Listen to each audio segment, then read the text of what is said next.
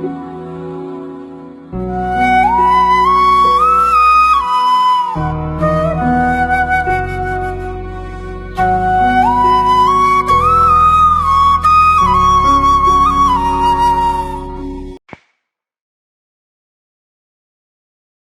अभी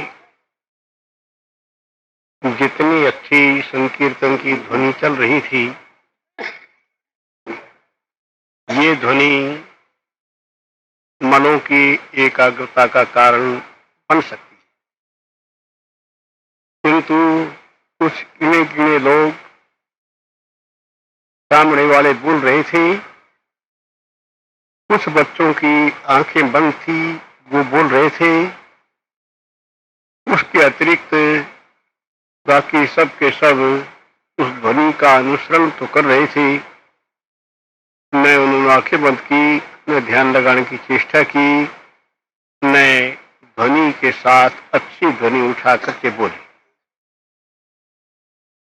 ये एक नियम की चीज है। यदि इस प्रकार से संकीर्तन अच्छे ढंग से हो जाए तो हमारा ये अनुभव है, जहां जहां पर इस प्रकार की संकीर्तन की ध्वनियां चली, वहां पर एकदम एकाग्रताएं साथ की साथ बनती चली गई और लयता प्राप्त होती चली गई। इस समय मैं पहले समय गांव में गया और वहां पर हमने योग प्रचार करना आरंभ किया। उसमें व्याख्यानों का जो क्रम था, ये बहुत बाद में शुरू हुआ, किंतु पहले ध्वन्यात्मक संकीर्तन हुआ करता था। अपनी गुफा के सामने 40 आदमी समाधिस्थ थे, हमने गिने थे, जिनके मनों के अंदर एकाग्रता थी और जो बड़े लंबे समय के बाद ध्यान से उठे। अभी तुम देख रहे थे सब के सब संकीर्तन करते करते एक देवी वैसी गिर पड़ी थी। ध्वनि उच्चारण करते करते पास वाली उसको उठा रही थी, वो नहीं उठी। उसके मन के अंदर एकाग्रता आई। लाहौर में कृष्णा गली नंबर 2 में मेरे गुरु भाई गोपालानंद जी ने पहले जब संकीर्तन आरंभ किया, मैंने एक रोज तुम्हें ये बात समझाई थी कि श्री प्रभु जी का उनके लिए वरदान था कि वो जहां भी संकीर्तन वगैरह कराएंगी, वो अपने आप मनों के अंदर एकाग्रताएं बनती चली जाएंगी। एक दिन मैंने उनके जीवन चरित्र की कथाओं में ये बात बतलाई थी। लाहौर में संकीर्तन आरंभ किया। कृष्णा गली नंबर 2 जहां हमारा आश्रम था, वहां पर सैकड़ों आदमी कीर्तन करते करते बेहोश थे और तुम्हें सुन करके कुछ आश्चर्य मानने अपने मनों के अंदर आएगा। ऋषिकेश वाले स्वामी शिवानंद जी महाराज, जिनके शिष्य यहाँ जिनके कैंप लगे हुए हैं, स्वयं शिवानंद जी बहुत लंबे तड़ंगे थे। उस संकीर्तन में वो बेहोश पड़े थे। स्वामी सत्यानंद जी महाराज आर्य समाज के प्रचारक थे, बड़े काफी अच्छे प्रचारक थे, जिन्होंने स्वामी दयानंद जी का जीवन चरित्र लिखा है। पुस्तक का नाम है दयानंद प्रकाश।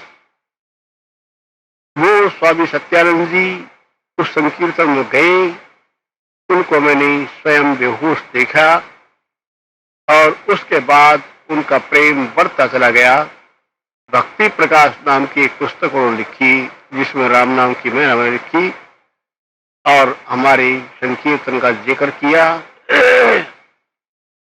वो भी उस संकीर्तन के अंदर बिल्कुल बेहोश हो गए थे, समाधिस्थ बैठे रहते थे। फिर वो संकीर्तन जगह जगह चालू होता रहा।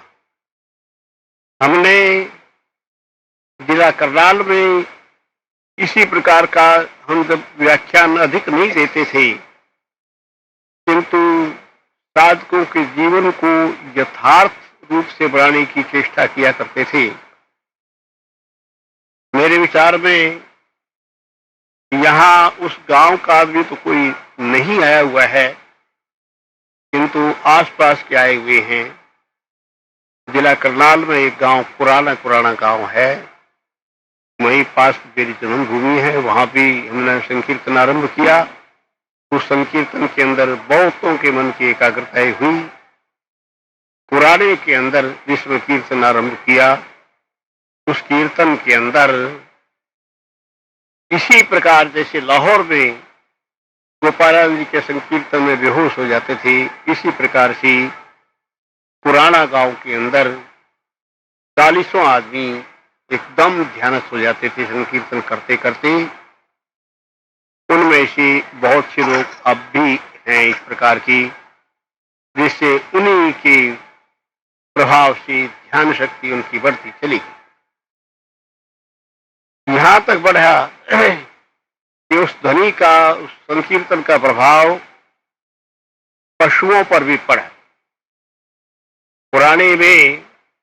पुराने के हमारे मास्टर प्रसाद जी अभी दिल्ली के अंदर मौजूद हैं जिंदा, वो इस बात को बतला देंगे।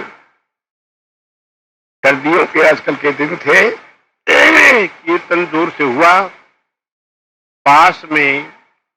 आजकल तो वो रीति रिवाज सा नहीं रहा। पहले जमाने के अंदर गन्ने का रस निकालने के लिए कोल्हू चलाए जाते थे। बैलों से बैल चलते थे और गन्ने उसके अंदर पीने जाते थे, उनका रस निकलता रहता था, फिर गुड़ बनाया करते थे। आजकल बेच पास देते हैं, सारी बात चल पड़ा है। हमारे पुराने के उस संकीर्तन के अंदर कितने आदमी बेहोश थे, और उसमें साथ ही एक कोई किसान कोल्हू चलाया करता था, उसका नंबर हमारी कीर्तन की ध्वनि के साथ उसी समय आता था, और उसका बैल कीर्तन सुनते ही बेहोश होकर खड़ा हो जाता था। उसकी आंखें ऊपर को चल जाती थी। किसान उसको पीटता रहता था, किंतु पीटने पर वो नहीं हिलता। मेरे से उसने कहा कि अपनी ये नमामि शंभो बंद कर दो। मैंने कहा क्यों कर दूं? कि मेरा बैल खड़ा हो जाता है और हम अपनी कुंडी नहीं भर पाते, अर्थात अपनी ड्यूटी नहीं दे पाते रस निकालने की। मैंने उससे कहा भाई तू अपनी ड्यूटी बदल ले, दिन में किसी समय ले लिया कर, हम कीर्तन क्यों बंद कर दें?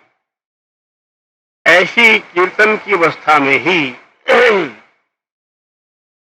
उस आश्रम के आसपास की दीवारों के आसपास मैत्रों के लड़के भी ध्वनि बोलते थे, और उनके अंदर भी कईयों के अंदर एकाग्रताएं पैदा हुई। मैंने एक रोज और बताया था, एक भंगी के लड़के को ध्यान में ये ज्ञान हुआ कि मैं फलाने कर्म के कारण इस जाति में पैदा हुआ हूं, इतने दिन और जिंदा रहूंगा। वो बात उसने ध्यान में देख करके सभी को बतला दी, और फिर उसने कहा कि मैं आज से 19वें दिन मेरा ये शरीर छूट जाएगा, और ये शरीर छूटने के बाद फलाने गांव में किसी ब्राह्मण के घर में मेरा जन्म होगा। बस 19 दिन का मैं इस घर में हूं। उसकी बात पर किसी ने विश्वास नहीं किया। अंत में जिस दिन उसका शरीर छूटने का टाइम था, उसने कहा गुरुजी तो हमारे घर में आएंगे नहीं, हमारे मास्टर जी जो हैं वो आ जाएंगे, वो हम पढ़ाते थे हमें, मास्टर प्रसाद को बुला लाओ। मास्टर प्रसाद जी गए। उसने कहा मास्टर जी अब मैं घंटे 2 घंटे के बाद मेरा शरीर जाता रहेगा, और फिर मैं फलाने गांव में फलाने ब्राह्मण के घर में मेरा जन्म होगा। इस घर में मेरा जन्म इस कारण से हुआ था कि मैंने फलाना पाप कर्म किया था, वो भी बता दिया। मैं फलाना जगह पर था, वो भी बता दिया। इस प्रकार के कर्म के कारण मेरा इस घर में जन्म हुआ था। अब मेरा 19 दिन का भोग और है। 19वें दिन में अब मेरे 19 दिन पूरे होने वाले हैं। अब मैं इतने घंटे के बाद शरीर छोड़ दूं। वही बात हुई और 1 वर्ष के बाद पता चला कि उस गांव में किसी ब्राह्मण के यहाँ कोई बच्चा पैदा हुआ है, इसको हमारे मास्टर प्रसाद जी पुराने वाले वो जानते हैं, मैं तो उसको नहीं जानता। किंतु संकीर्तन के प्रभाव से क्योंकि हमारा शास्त्रीय सिद्धांत है नास्ति नाद सदृशो लय, नाद के समान जल्दी लयता देने वाला कोई दूसरा और साधन नहीं होता। इसलिए ध्वनि को उच्चारण करते करते जैसी ये देवी अभी बेहोश हो गई थी, इसी प्रकार से बेहोशी की लहर हमारे और बच्चों के अंदर भी आ रही थी। ये ध्यान का एक मूल साधन है। यदि संकीर्तन अच्छी ढंग से किया जाए तो उसमें एकाग्रताएं बहुत ज्यादा और जल्दी हो सकती हैं। अस्तु, इतनी बातें मैंने ये बतलाई। मेरे मन के अंदर कुछ सिद्धांत की बातें और बतलाने का विचार आया था जो साधक के लिए बहुत ही परिपालनीय नियम होते हैं। मैंने अपने कल के व्याख्यान के अंदर समाधि का वर्णन किया था, जिसमें धारणा, ध्यान, समाधि और संयम ये चारों चीजें मैंने कह करके बतला दी थी। हमें ये करने की आवश्यकता क्यों है, उसका एक मोटा कारण होता है क्योंकि हम जीव सत्ता के अंदर हैं। जीव और ईश्वर का क्या भेद होता है, थोड़ी सी बात ये समझ लो, फिर उसके बाद में दूसरी बात समझाऊं। देखो, भगवान पतंजलि देव ने योग दर्शन के अंदर ईश्वर का लक्षण बतलाया।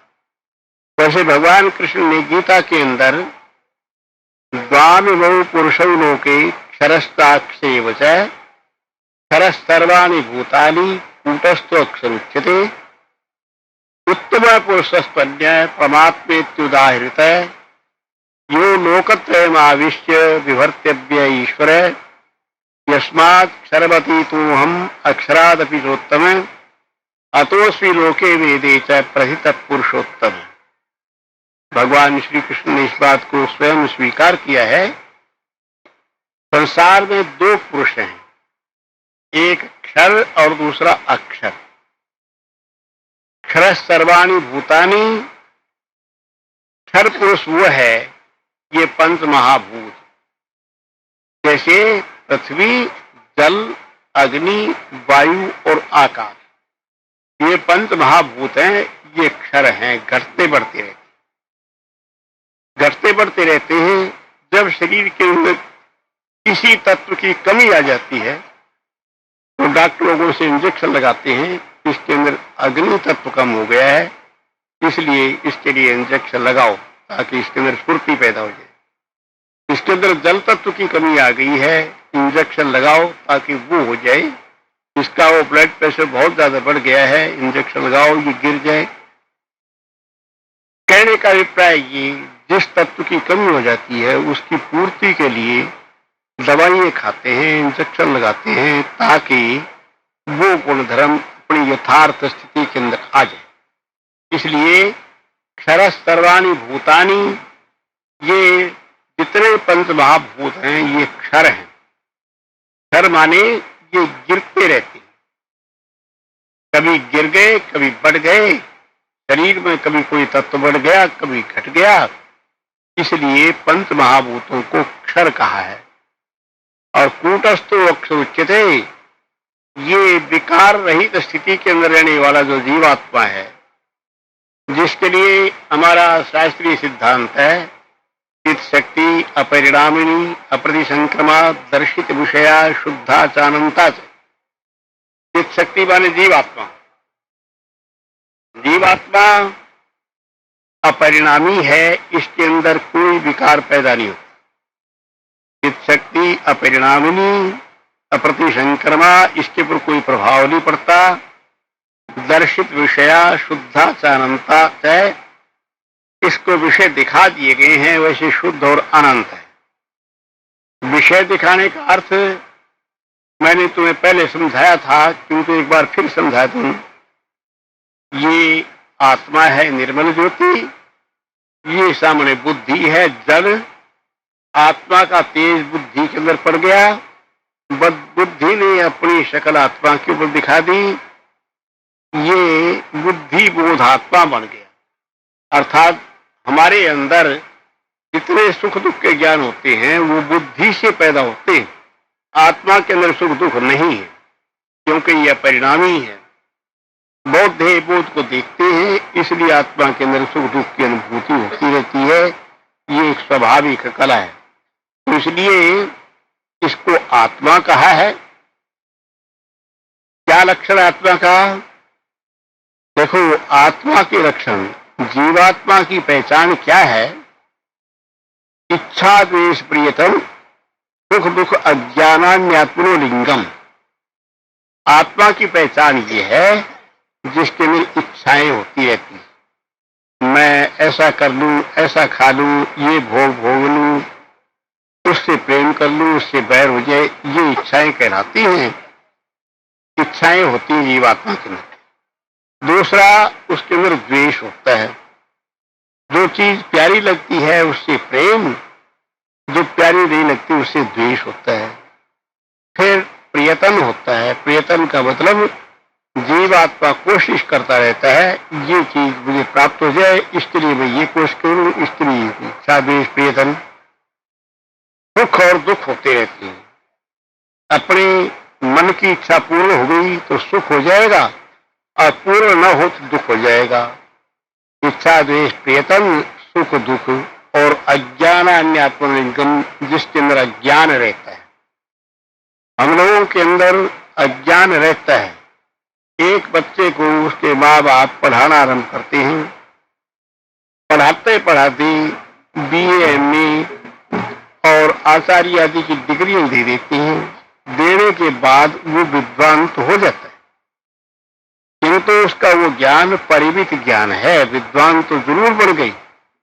हमारे पास हमारे बच्चे ऊंचे ऊंचे अधिकारी आते हैं, कोई कमिश्नर आता है, कोई डिप्टी कमिश्नर आता है, कोई DM आता है, अपने अपने ऊंचे अधिकार पर मुकाम कर रहे हैं। मेरे विचार के अंदर यहाँ इलाहाबाद के अंदर भी इस मेले के अंदर मुझे इस बात का हर्ष है कि सारे प्रबंधक प्रायः हमारे ही हैं। तुम्हारे गुरु भाई अज्ञान की निवृत्ति पूर्ण रूप से नहीं हो पाती। वो भी उसके अंदर दूरदर्शन की योग्यता नहीं है। वो नहीं जानता है कौन सा भोग आने वाला है, कौन से की निमटारा हो जाएगा, क्या हो जाएगा, कैसे हो जाएगा। ये सब ज्ञान कितना ही ऊंचे से ऊंचा विद्वान हो, उनको ये ज्ञान कुछ नहीं होता। हमें तुम्हें किसी को ज्ञान नहीं होता कि क्या कहां पर क्या हो रहा है।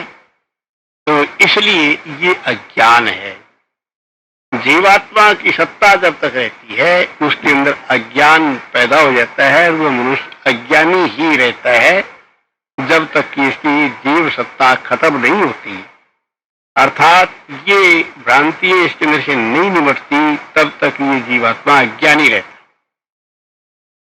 है। ईश्वर का क्या लक्षण है? ईश्वर का लक्षण ये है, क्लेश कर्म विपाकाशयी अपरावृष्ट पुरुष विशेष ईश्वर, जिसके अंदर कोई क्लेश नहीं है, कोई दुख नहीं, जिसके अंदर अच्छे बुरे कर्म नहीं है, जिसके अंदर कर्मों का विपाक माने भोग नहीं है।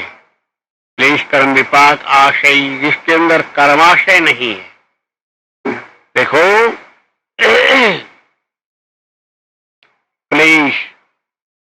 क्लेश होते 5 प्रकार के। अविद्या, अस्मिता, राग, द्वेष, अभिनिवेश, क्लेश। पहला क्लेश अविद्या हमारे अंदर है और ईश्वर के अंदर नहीं होती। अविद्या का क्या अर्थ? अविद्या का अर्थ है अनित्या शुचि दुखा अनात्मसु नित्य शुचि सुखात्म ख्याति अविद्या। अविद्या का अर्थ है अनित्य को नित्य समझे। हमारे शरीर रहने वाले नहीं है, किंतु अपने मन के लिए ख्याल ही नहीं होता कि हमारा शरीर चला जाएगा। संसार रहने वाला नहीं है, किंतु ये ख्याल ही नहीं होता कि संसार चला जाएगा। ये सारी की सारी वस्तु अनित्य हैं, किंतु जीव धर्म के अनुसार क्लेश अविद्या के कारण हम समझते रहते हैं नित्य है। हम अपवित्रों को पवित्र समझते हैं। हमारे शरीर अपवित्र हैं, मलमूत्र के थैले हैं, किंतु आभास ये होता है ये पवित्र है। यदि पवित्रता का आभास न हो तो हम किसी से प्यार ही नहीं करें, मन में ममता ही न आए, ये मेरा भाई है, ये मेरा मित्र है, ये प्यारा है। ये उसी हालत में होता है जब हम उसके अंदर पवित्रता का अनुभव करते हैं। ये भी अविद्या है। अनित्या शुचि दुखा नात्मसु, दुखों को सुख समझते हैं। देखो, कष्टात कष्टतरी क्षुधा, दुख से भी दुख देने वाली भूख है। भूख न लगे तो हम दवाइयां खाते हैं, डॉक्टर वैद्यों की शरण में जाते हैं। डॉक्टर साहब, इतने दिन से मुझे भूख ही नहीं लग रही। और जब भूख लगती है जोर की तो उसको हटाने के लिए हम फिर रोटी खाते हैं, मिठाई खाते हैं, भूख हट जाए। तो ये है दुखों को सुख समझना। है तो दुख ये, किंतु हम सुख समझे हुए। इसी प्रकार से अनात्म वस्तुओं को आत्मा समझना। ये शरीर आत्मा नहीं है। आत्मा तो नित्य चेतन है, किंतु हम जिसको प्यार करते हैं उसको कंठ से लगाकर कहते हैं तू तो मेरा आत्मा है, तू तो मेरा अंश है, तू टुकड़ा है। शरीर अंश अंश कुछ नहीं होता, किंतु उसके ऊपर के रूप रंग को देख करके प्यार करते हुए कहता है तू मेरी आत्मा है, तू मेरा आत्मा है। इस प्रकार के भाव, ये है सारी की सारी अविद्या। अनित्या शुचि दुखा नात्मसु, नित्य शुचि सुखात्म ख्याति अविद्या। ये पहला क्लेश। उसके बाद अस्मिता नाम का क्लेश। अस्मिता क्लेश क्या होता है? बुद्धि और आत्मा का बेल। दृक् दर्शन शक्ति एकात्म तेवास्मिता, दृक् शक्ति जीवात्मा, दर्शन शक्ति बुद्धि, इनका जो मेल बना रहता है, जिस मेल के कारण मैंने अभी बताया था, जिस मेल के कारण आत्मा पर बुद्धि का प्रभाव होने के कारण सुख दुख का अनुभव करता है, इसको कहते हैं अस्मिता नाम का क्लेश। दृक् दर्शन शक्तियों एकात्म तेवास्मिता, दृक् शक्ति जीवात्मा, दर्शन शक्ति बुद्धि, दोनों का मेल बने रहना, ये कहलाता है अस्मिता नाम का क्लेश।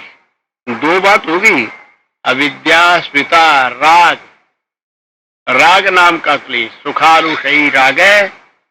राग एक प्रकार से प्यार को कहते हैं, जिसमें सुख का अनुभव हो, राग कहलाता है। किंतु राग थोड़ी देर के लिए रहता है, उसके बाद वो राग भी नहीं रहता, इसलिए वो क्लेश है। दुखानुषयी द्वेष है। उन राग के साथ द्वेष भी होता है, जहां एक में राग है, एक प्यारा लगता है, दूसरा बुरा लगता है, वो द्वेष कहलाता है। और उसके बाद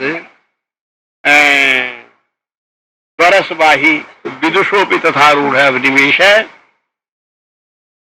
बड़े बड़े विद्वान, महात्मा, योगी और सर्वसाधारण व्यक्ति, उन सब के अंदर जो समान रूप से आने वाला है मौत का भय, वो पांचवा क्लेश है। ये मौत का भय हमारे तुम्हारे अंदर रहता है, ईश्वर के अंदर ये चीज नहीं होती। इसलिए अविद्यादया क्लेशा, अविद्यादि ये क्लेश है। और कर्म कहते हैं कुशला कुशलानी कर्माणी, अच्छी बुरी हरकतों को कर्म कहते हैं। हम ये हाथ हिलाते हैं, ये कर्म नहीं कहलाएगा। यदि क्रोध में आया किसी को लप्पड़ मानते हैं, वो क्रोध कर्म बन जाएगा। अच्छी और बुरी हरकतों को कर्म कहते हैं। कुशला कुशलानी कर्माणी, और तत्फलम विपाक है, उन कर्मों का जो फल है उसको भाग्य कहते हैं। और आशेरते फल पर्यंतम कर्माण्यस्मिन्, जिसमें फल भोग पर्यंत कर्म पड़े रहते हैं, उसको कर्माशय कहते हैं। ये सारी की सारी बातें जीवों के अंदर होती है, ईश्वर के अंदर नहीं होती। ईश्वर तो सदैव मुक्त है, सदा ही सिद्ध है। तो इसलिए करना क्या है, ये एक थोड़ी सी विचारणीय बात है। हम सबके सब जीव सत्ता में हैं, जब तक जीव सत्ता रहेगी तब तक जन्म लेना पड़ेगा, मरना पड़ेगा, घोर दुख भोगने पड़ेंगे। जन्म मरण के दुखों का मैं कल वर्णन करूंगा। वो इतने दुख होते हैं जिन दुखों जैसा कोई दुख होता ही नहीं, इतने कठिन मनुष्य को दुख भोगने पड़ते हैं। तो इसलिए जीव सत्ता में और ईश्वर सत्ता में इतना अंतर है। मैं कितने किस प्रकार के दुख होते हैं वो न्यारा विषय होगा, कल बताऊंगा। किंतु एक बात का संकेत थोड़ा सा कर देना चाहता हूं। योगी के अभ्यास के अंदर कुछ विघ्न बाधा आया करती है। वो विघ्न बाधा क्या है? भगवान पतंजलि देव जी ने वो 9 प्रकार के विघ्न बतलाए हैं। ये तो ईश्वर और जीव के लक्षण बतला दिए। उसके बाद यदि मनुष्य अभ्यास करता है, जैसे अभ्यास का तरीका कल बतलाया था, उसमें 9 विघ्न पैदा होते हैं और वो विघ्न ही मनुष्य को उठने नहीं देते। क्या विघ्न होते हैं? व्याधि, ज्ञान, संशय, प्रमाद, आलस्याविरति, भ्रांति दर्शन, अलब्धभूमिकत्व, अनवस्थितत्वानि, चित्त विक्षेपास्ते अंतराया। ये योग दर्शन का सूत्र है। इसका अर्थ ये है, व्याधि धातु रस वैकरण्यम, शरीर व्याधि रूप पहला विघ्न। एक आदमी अभ्यास करता जा रहा है, मन में एकाग्रता आ जाती है, शरीर में कोई बीमारी पैदा हो जाए, ये व्याधि रूप विघ्न है। और दूसरी बात, ज्ञान। ज्ञान का अर्थ ये है लापरवाही। नियम बना लिया, इस नियम का पालन करूंगा, जिसमें बैठूंगा, किंतु लापरवाही हो जाए, हाँ कर लेंगे, कल से कर लेंगे। संशय, संशय नाम का तीसरा विघ्न होता है। संशय वो कहलाता है कि गुरु जी ने ये मंत्र ठीक दिया या गलत दिया, ये ध्यान ठीक बतलाया या गलत बतलाया। जिसको वहम होता है, संशय होता है, जो गुरु भक्त हैं, गुरुदेव पर विश्वास करते हैं, उनको तो संशय होना ही नहीं चाहिए।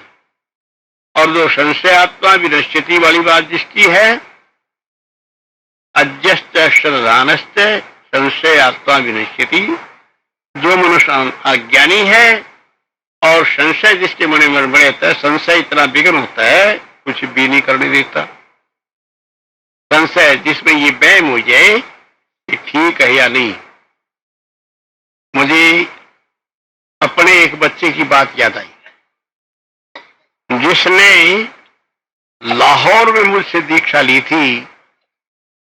लगभग 60 वर्ष पहले, 65 वर्ष पहले की बात है। लाहौर में दीक्षा ली थी। प्रभु जी की कृपा हुई, ध्यान उसका ऊंचा चलने लगा, अनुभव होने लगे, दर्शन को होने लगे। वो ध्यान उसको आनंद भी आने लगा। उसने वो बात किसी महात्मा से पूछी, मैं उसका नाम नहीं लेना चाहता। उसने किसी से पूछा, प्रचारक आदमी से, ये ध्यान कैसा है, ये ठीक है या नहीं है? उसने जवाब दिया, ये तो भ्रांति दर्शन है, ये ध्यान ठीक नहीं है, इसको तू छोड़ दे, इस ध्यान में मत बैठा कर। उसने वो छोड़ दिया, ध्यान लगाना। जब ध्यान लगाना छोड़ दिया, बस अनुभव होने बंद हो गए, कोरा रह गया। उसका नाम चंद है, जिसकी ये स्थिति बनी। लाहौर में हमसे दीक्षित हुआ था, आजकल शायद वृंदावन में कहीं रह रहे हैं। मुझसे मिला था एक बार वृंदावन की गलियों में, कहता था मेरा ध्यान तब से चला गया, मेरा ध्यान लगता ही नहीं, मैं क्या करूं। क्यों? आइए, ये संशय के द्वारा हुआ। अज्ञश्च श्रद्धानश्च संशय आत्मा विनश्यति। जो मनुष्य अज्ञानी है, जिसके मन में इस प्रकार की भ्रांतियां पैदा होती है, संशय होती हैं, एक गुरु के बच्चे को, गुरु भक्त को तो संशय का नाम निशान आना ही नहीं चाहिए।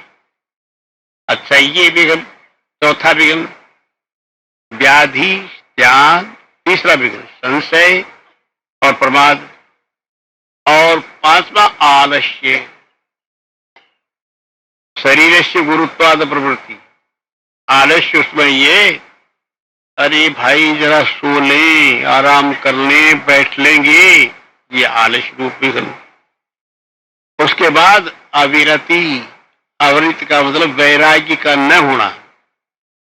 ध्यान में बैठने की आज्ञा गुरुदेव दे रहे हैं, उसके पालन करने की चेष्टा तो करे, पर जब चेष्टा करे तो उसको बीच में विघ्न बाधा आ जाए। अरे भाई फलाने से मिलना था, वहां जाना था, छोड़ो अब इसको, छोड़ दे उसको, ये अविरति। दूसरा एक और विघ्न है कि भ्रांति दर्शन। भ्रांति दर्शन वो कहलाता है, हम ध्यान में बैठ के जिसका ध्यान कर रहे हैं उसका दर्शन न हो, इधर उधर को और कुछ देखने लग जाए, वो भी एक अंतर, वो भी एक विघ्न। उसके बाद अलब्ध भूमिकत्व, ध्यान लगे ही नहीं, कोशिश करें लगाने की, नहीं लगे। और फिर उसके बाद नौवा विघ्न, यदि लग भी जाए अनवस्थितत्व, वो कायम न रहे, थोड़ी देर लग गया फिर हट गया। ये 9 विघ्न होते हैं जो साधक के रास्ते के अंदर आया करते। भगवान पतंजलि देव ने इन विघ्नों से बचने का एक उपाय बतलाया है। तत्प्रतिषेधार्थम एक तत्वाभ्यास है। इन विघ्नों को हटाने के लिए मनुष्य एक तत्व का अभ्यास करे। एक तत्व का अभ्यास क्या कहूं, मुझे कहने में संकोच लगता है। नास्ति तत्वं गुरु परम, गुरुदेव से बढ़कर कोई तत्व नहीं होता। श्री प्रभु जी प्रेम अरविंद से बतलाया करते थे, यदि किसी प्रकार की विघ्न बाधा आए तो गुरुदेव के चिंतन करने से वो विघ्न बाधाएं हट जाया करती हैं। या दूसरे ओंकार का ध्यान, परमात्मा का ध्यान करें। तत्प्रतिषेधार्थम एक तत्वाभ्यास है। एक तत्व मैंने अपने जीवन के अंदर अनुभव करके देखी ये बात।